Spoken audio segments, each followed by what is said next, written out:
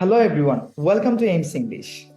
Today, I'm going to talk about compound words. এক ধরনের vocabulary নিয়ে ডিসকাস করব এবং এটা শেখার সহজ টেকনিক শিখিয়ে দিচ্ছি. Just a few seconds. So let's have a look. Wait a second, we are about to be there. Yes. So স্ক্রিনে দেখতে পাচ্ছেন কিছু শব্দ দেওয়া আছে. কম্পাউন্ড ওয়ার্ডস কি?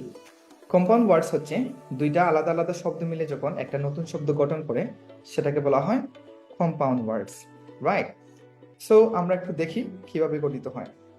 যেমন রেইন অর্থ বৃষ্টি, ড্রপ অর্থ পতন হওয়া বা নিচের দিকে ঝরে পড়া.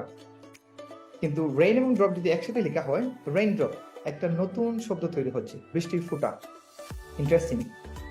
তার পরবর্তীটা সান, সান অর্থ সূর্য, আর সাথে হচ্ছে ফ্লাওয়ার, ফ্লাওয়ার তো ফুল. সো দুইটা আলাদা শব্দ. এই সানফ্লাওয়ার যদি একসাথে লেখা হয় তাহলে একটা ফুলের নাম হয়ে যাচ্ছে সানফ্লাওয়ার, সূর্যমুখী ফুল. স্নো তো আমরা জানি যে তুষার, রাইট? আর ম্যান অর্থ মানুষ.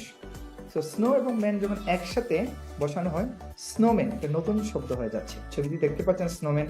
ইউরোপে বা আমেরিকা যখন তুষারপাত হয় সবাই এই স্নোম্যান তৈরি করে.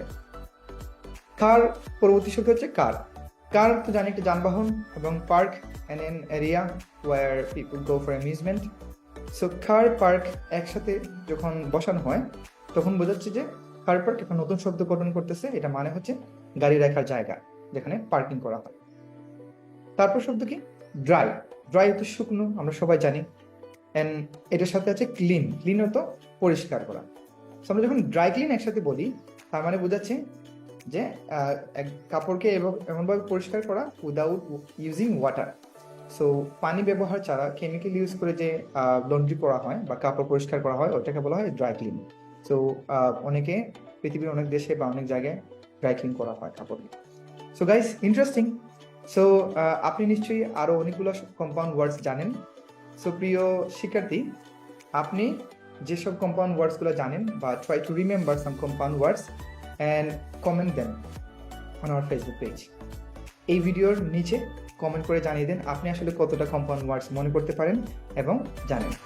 Thank you very much.